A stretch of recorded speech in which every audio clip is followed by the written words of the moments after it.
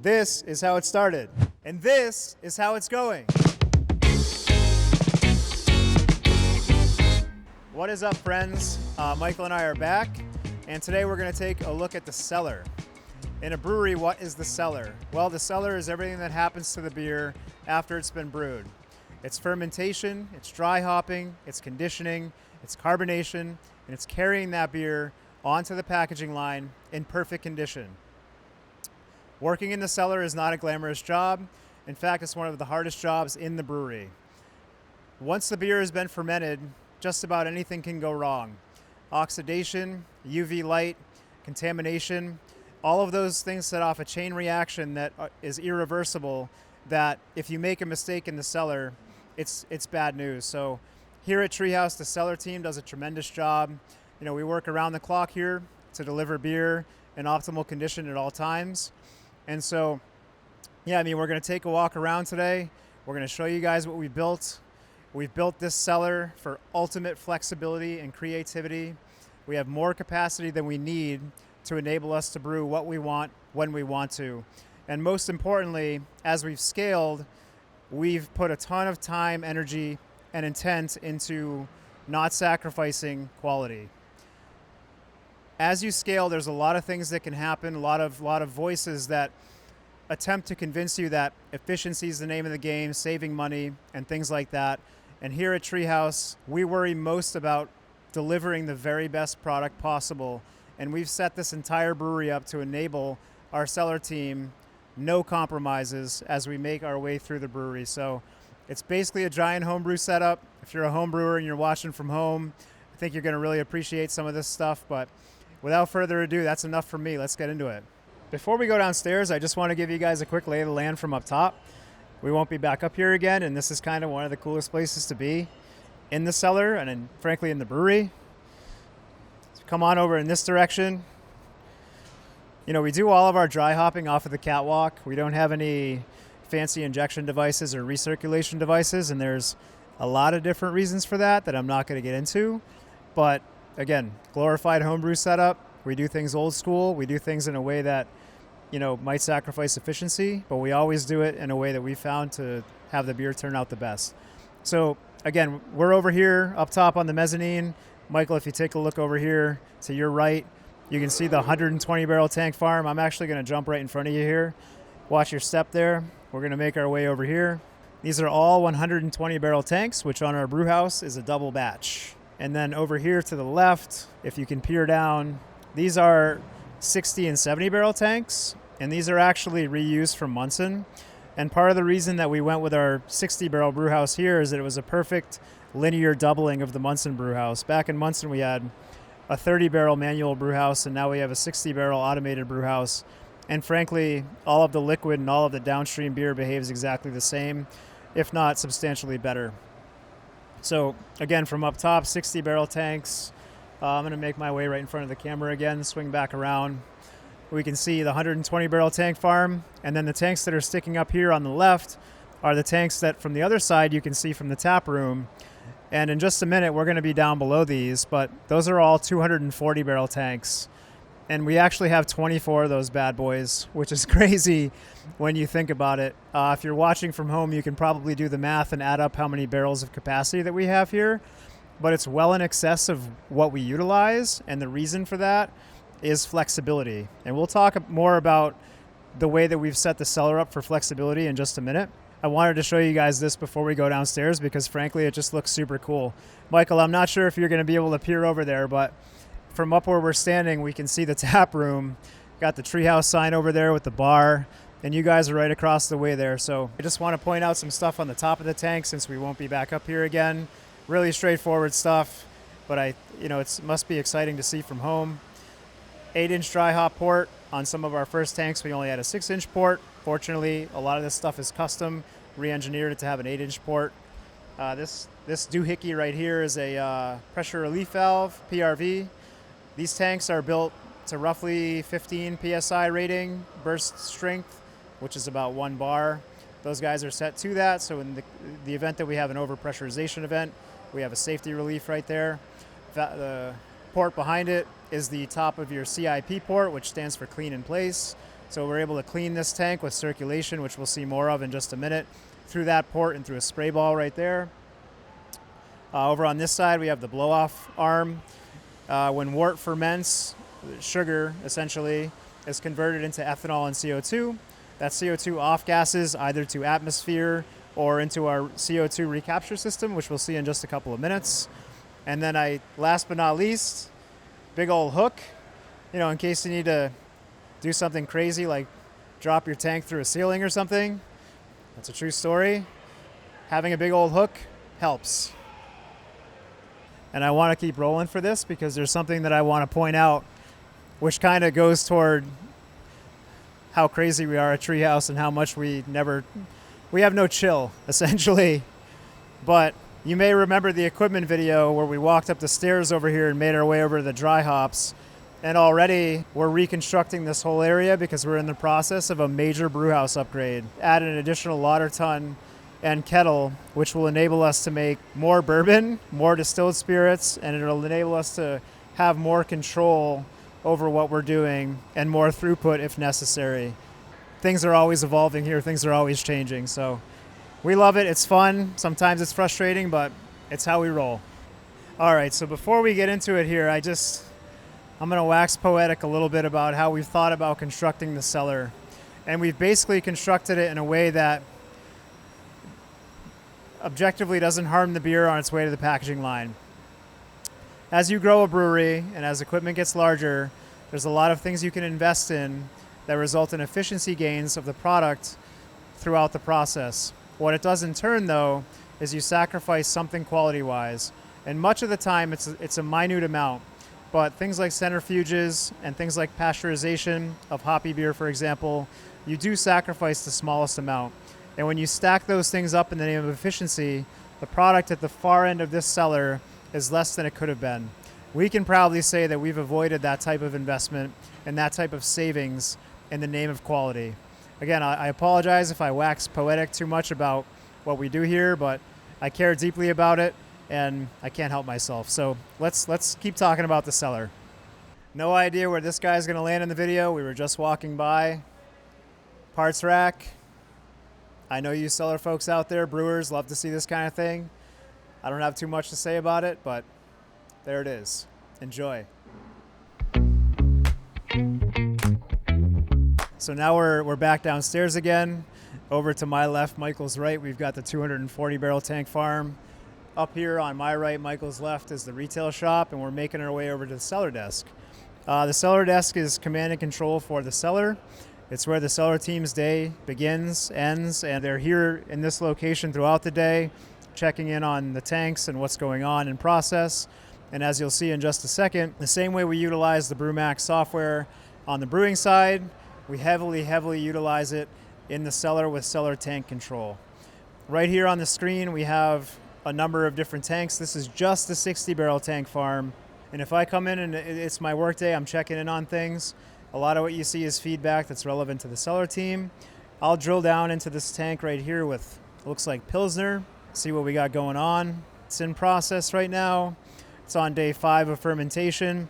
Actual temperature is 53 degrees, the set point 60 degrees. So it looks like we're probably in a diacetyl rest right now. You have all your menus here of where the tank is in process, obviously in the fermenting step. From there you have a crash cooling step and an emptying step. But the cellar process itself is mostly manual, but a lot of these tank controls are automated with user input required on an ongoing basis. So there's a ton of information here, there's a ton of tank control, and we have so many tanks that it would make your head spin. And once again, the reason for that I mentioned up above is flexibility is of the utmost importance here. We love having the freedom to make what we want when we want to and experiment with what we'd like to when we would like to. I'll just run through the menus here. I'll pop over to the Brite Tank farm. This is a crazy amount of tanks. Got our 20 barrel tanks on here, 30 barrel tanks, 40 barrel tanks, 60 barrel tanks, 120 barrel tanks, 250 barrel tanks, and 500 barrel tanks on this screen. And that doesn't include the tanks that are on the manual temperature control out in the wild. Another nice thing about this workstation is that it's also the same software that we run the Brewhouse on. So if you're a brewer and you find yourself running around the cellar and you have to check in on your brew, you can do that from right here. I can pop in here right now and see what's happening. Got the Wort kettle filling right now. We're in the lautering step. I can check in on the mash mixer. Looks like these guys have a malt hopper full of grain. They're preparing the next batch. Got 4,200 pounds of grain in the malt hopper, getting ready to grain in. Control is the name of the game. This cellar is all controlled by a PLC, much like the Brewhouse, that feeds into this GUI that enables us to keep track of and pay attention to what's going on in the cellar at all times and from anywhere. So yeah, right now we're making our way over to the CIP skid. Once again, PLC, programmable logic controller, name of the game. CIP skid has all sorts of sensors that are receiving feedback in terms of what's going on this skid. PLC is collecting that data, sending that information to the BrewMax, which lets us manipulate and make adjustments to our clean in place process. As far as the physical attributes here, up top there you have a conductivity sensor. And the reason that you have a conductivity sensor is the strength of your caustic solution at different points during your CIP is critical. This first tank here is high strength caustic solution. It's mixed to full cleaning strength. And what happens is when you're in a CIP cycle, when this tank is sending caustic all the way out into the cellar to a tank that you're cleaning, when this makes contact with organic materials, this high strength caustic oxidizes, which reduces its strength. So when it gets returned to the skid, that conductivity drops. And when the PLC senses a conductivity drop, new caustic solution is dosed into the high strength tank to maintain your high strength solution level so that your cleaning can continue unabated. Really, really elegant system that versus a floor CIP, for example, where you just do a single cycle within a tank on the floor, the conductivity, the strength of that caustic gets less over time, whereas in this cleaning cycle, it maintains the same level of cleaning capability because that conductivity sensor enables more fresh solution to come into the tank. That's the first part of the CIP skid. Second part is an acid cleaning. So once your caustic solution has removed all the organic material from the tank, your acid runs through a cycle, sends it down to the tank, descales the tank, passivates the tank, preps the stainless steel for the next batch, leaving things super, super clean. Really elegant solution. And there's no oxidation that happens in the acid tank, so this acid solution will often last for several weeks, if not months on end. And then this last tank is an efficiency gain tank. It's called a return water tank. So during the process of rinsing, when you're done with your CIP and you're returning liquid to your high strength tank, and that conductivity begins to drop, but you don't want to raise it because again you're rinsing. When that conductivity gets to a point where your caustic is too weak to clean, it gets sent into the return water tank until your conductivity is below 10%. And this tank maintains a weak caustic solution, which is utilized at the start of the next CIP to conserve your high strength caustic. So again, I'm ripping through this as simply as I possibly can, but it's a very elegant solution to conserving material by recapturing what you had used in your last CIP for the next CIP in the future. And I should say that if you watch the original video on the Brewhouse, this CIP skid cleans both the Brewhouse and our cellar tanks. Highly efficient system, saves a ton of water. We love it. We're back over at the Brewhouse. If you guys watched the first video, this is the Wort cooler and aeration skid section of the Brewhouse, but I wanted to go back here again to give some context as to where the Brewhouse ends and the cellar begins. This is your Wort chiller, so every drop of treehouse beer is making its way through this flow meter, coming through the Wort chiller, getting chilled down to yeast pitching temperature, coming through the sterile aeration skid, getting medical grade oxygen, and making its way through this one pipe. This one pipe right here is where the cellar begins and the Brewhouse ends. And every drop of treehouse beer makes its way into the cellar through this line right here. We're gonna make our way down into the heart of the cellar now, and I am just gonna riff until mine and hopefully your heart's content. This is the other side of the water blending skid that you guys saw in the first equipment video. Right here, this feeds the cellar with all of its water needs, both hot and cold, through the pipe rack up top here. We have hot water on demand on retractable hoses throughout the cellar. On Michael's left, my right here is a 240 tank that is currently occupied with something. I'm not sure what. Oh, it's actually neutral grain spirit. So this is interesting. A quick little plug for the vodka program. Neutral grain spirit, we brew this on the Brewhouse side. It's made from 100% locally grown malt from our friends at Valley Malt. We ferment it in-house, we distill it in-house. All of our vodka-based products and all of our vodka-based canned cocktails begin with locally grown and malted barley. This is super cool. Sorry for the diversion. These are the big 240 barrel tanks. They have the manways that are on the bottom. Much easier to clean when you have a large amount of sediment and dry hop particulate that comes from a 240 barrel tank. Trying to deal with that coming out of just a small port on the bottom and a manway on the side, which is typical of many breweries with smaller tanks.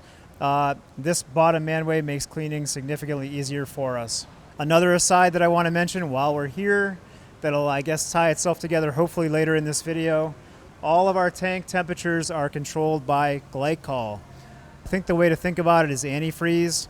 Basically, we have a unit outside that cools the antifreeze down to a set point that's below freezing. That's circulated through the jackets in these tanks that enable us to control the temperature and set the temperature of this beer to be whatever we need it to be. Every tank has a pressure transducer. A lot of these tanks are closed early to allow a substantial portion of natural carbonation to be imparted upon the beer. We have the illustrious alcohol spray bottle, which everyone knows is essential everywhere in the brewery. If you're watching this, make sure that these are full at all times. You don't want to be frustrated in the cellar and not have alcohol. We all know how that feels. Right here we have the pipe rack, which conveys CIP material and wort and finished beer throughout the brewery. This was a huge investment for us early on with this cellar. We're glad that we put it in. Running hoses everywhere all the time is a huge challenge. Even though we still have to run them from the tank to where we're going, we at least have the hard piping to convey the liquid most of the distance with most of the things that we're doing within the cellar. Another huge component that we have here at Treehouse is we have C02 access and capability everywhere. Like we talked about, it's kind of a glorified homebrew setup. If we need CO2 quick disconnects, pretty much every 10 feet within the cellar, we have a high pressure drop right here leading from our CO2 tank for purging, transfers, you name it. No oxygen. Purging is the name of the game. Protecting the beer at all costs is the name of the game. We have CO2 everywhere. Super important for us. You have your sample valve right there. It's kind of cool. The first time you sample off of a 240 barrel tank, that little valve right there, you can actually pull what I think is fresh, very hazy out of that tank anytime you want to check it in process, to check your fermentation, to check sanitation, to check flavor profile, both pre and post dry hopping. Sensory is the name of the game here. You know, in brewing, data is super important. The science of brewing is super important, but using your senses is the most critical thing. And we use our senses all day, every day to make sure things are exactly the way that we want them to be. Another thing to peek out, Michael, if you can see this by chance, there's a probe in the side of that tank. It's an RTD. That's a temperature RTD. And you can see that low voltage line leading its way on up. That's giving feedback on the temperature of this tank, which again goes back into the PLC and gives us real-time network data that we can check in on every single tank in the building to see what the temperature is and what the trend was over time. Super cool. In fact, I want to cut away right here that shows you the ability to trend temperature information that we have here at Treehouse that lets us track our fermentations over time. That's proven to be incredibly valuable in all the work that we do. Right here, it looks like we're setting up a beer transfer. I got a batch of Julius. This line has been CIP'd. The team is setting up to transfer this guy.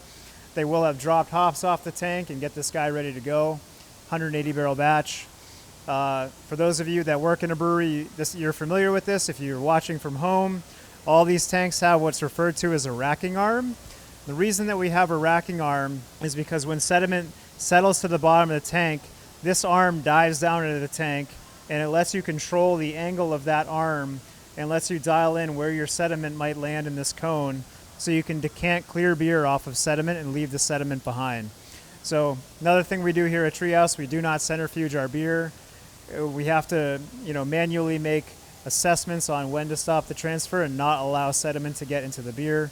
It settles first in the fermenter and then again in the Brite Tank to ensure that we don't have any sediment making its way into the finished product. I think the last thing I want to show you guys, let's actually come back this way because we have a purge happening right there and there's some loudness. This is probably a good opportunity for me to explain why we're using this microphone. Generally very loud down here. The decibel levels, I think, around 70 or 80 most of the time. So with the little lavalier microphone, it just sounds like crap. So we're stuck with the shotgun microphone.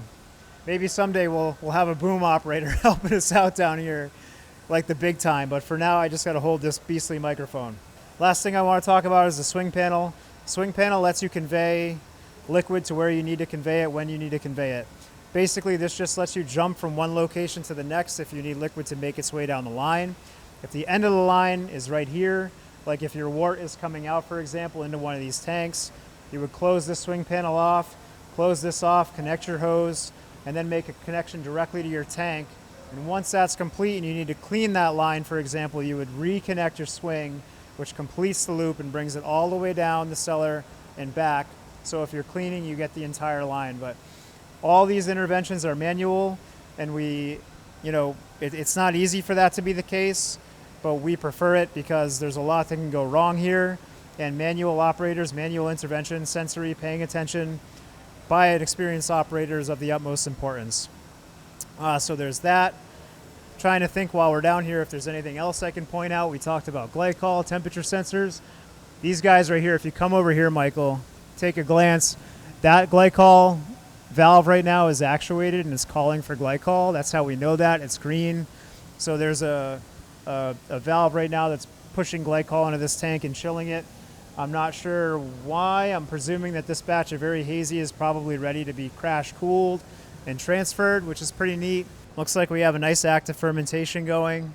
Batch of green. Love to see it. I wish once again we had smell-o-vision because the green fermentation smells like the most beautiful ripe pineapples you've ever smelled in your life. I wish you guys could be here right now. Oh, this hose connection right here, actually, I'm not sure where it terminates, but if we actually just talk about it right here, this guy ties into a system that feeds back into our C02 Recapture. We'll make a full video about this at some point in the future, but this is one of our favorite investments in recent years.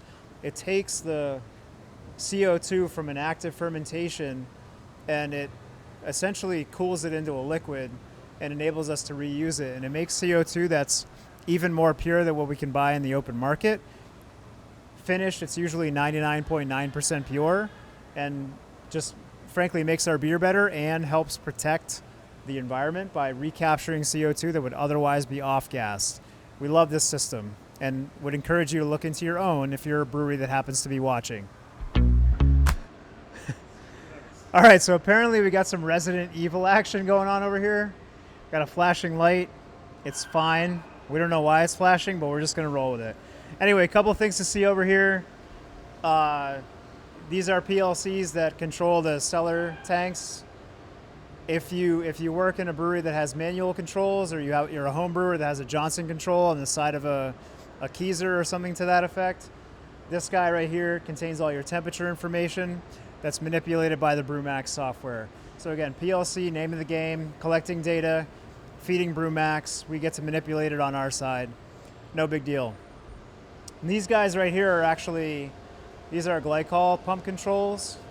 And again, anyone that owns or works in a commercial brewery knows that glycol is literally the red blood cells of any brewery. When these bad boys aren't behaving, it's a bad time for everybody.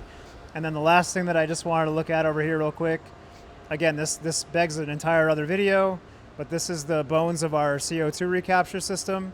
So we had seen that line that was coming out in the cellar. It makes its way on over to here, and then a whole bunch of liquid sorcery happens, which condenses that into liquid CO2. And then we have reusable 99.9% pure CO2, which is actually better than we can buy on the open market. So even though this doesn't supply all of our CO2 needs, the amount of CO2 that it does supply is incredibly, incredibly good. We are gonna make our way over to the Brite Tank farm, but before we do that, we started the video up on this catwalk right here. We talked about looking at the tanks from up top.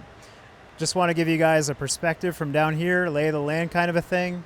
All the way down there, maybe you can see it, maybe you can't, are the 240 tanks, the largest tanks in the brewery. On our right and our left right here are the 120 barrel tanks from down below. And if we make our way over here, on this side, we have all of our 60 barrel tanks that we had seen from up on the catwalk. This is kind of a cool visual. If we make our way over, just this entire line of old Munson 60 barrel tanks, keeping it real, are pretty impressive. One thing I want to talk about while we're here before we move on, this is a lager tank, obviously. This is a spunding valve. Spunding valve essentially enables you to ferment under pressure, and toward the tail end of fermentation, it keeps the tank under a certain amount of pressure, which helps CO2 redissolve into the beer, which naturally carbonates it and creates a really nice tight bubble and smooth texture that we are beginning to love in our lagers. So all of our lagers are spunded at all times, and I think it shows in the glass. Transitioning from fermenting and beginning to talk about bright tanks. Bright tanks are essentially the final step in the process before packaging. Mostly it's touch-up carbonation if necessary and final settling before moving on to the packaging line. And we have a ton of them. And again, the reason for that is flexibility. Dan, our barrel program manager, who is making his way around here, works with our bourbon barrel aged stuff, utilizes some of the smallest bright tanks that we have in the brewery for a lot of his small batch projects. We have 20 barrel tanks lying around, 10 barrel tanks. I believe that's a 30, if I'm not mistaken, which we use from time to time. These are a couple of smaller fermenters that we use for smaller yielding beers like stout and different things, 40 barrel tanks that are still active. Dan's got to be around here somewhere because he's got some barrels lined up. I believe we're filling barrels right now, which is something that we're doing more and more often. So that's fun to see. Making our way through the farm, 60 barrel bright tanks, which we have. I think we have half a dozen of those. Got a couple more 40 barrel fermenters over here. Small batch stuff that we like using from time to time. 30 barrel tanks. That guy's got catharsis in it and vanilla bean catharsis. That's pretty cool.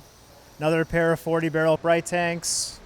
This, I'm not even sure what it is, to be honest.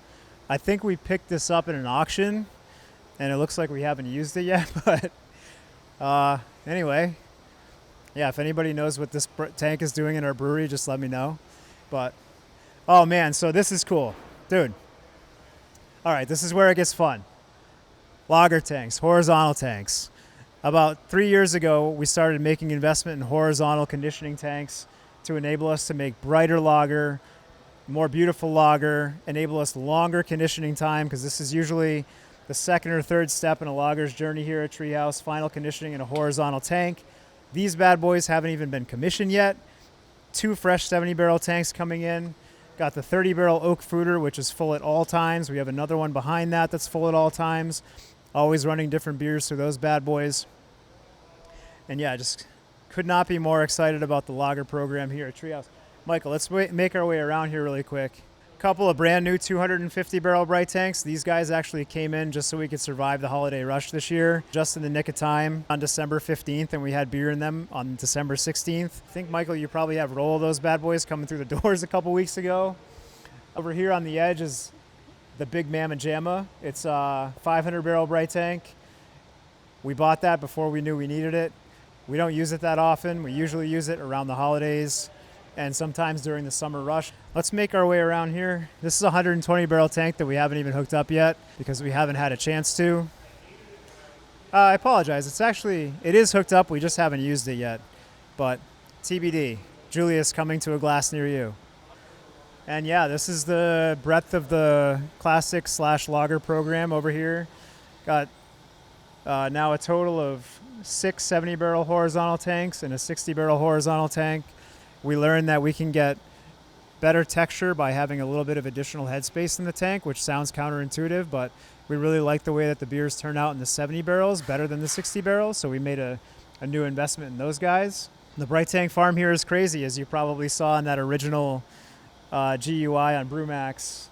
10 barrel tanks, 20 barrel tanks, 30 barrel tanks, 40 barrel tanks, 60 barrel tanks, 70 barrel horizontals, 120 barrel bright tanks, 250 barrel bright tanks, and one big badass 500 barrel bright tank, all controlled by massive 8-inch header lines that feed that glycol to enable us to chill all those tanks down.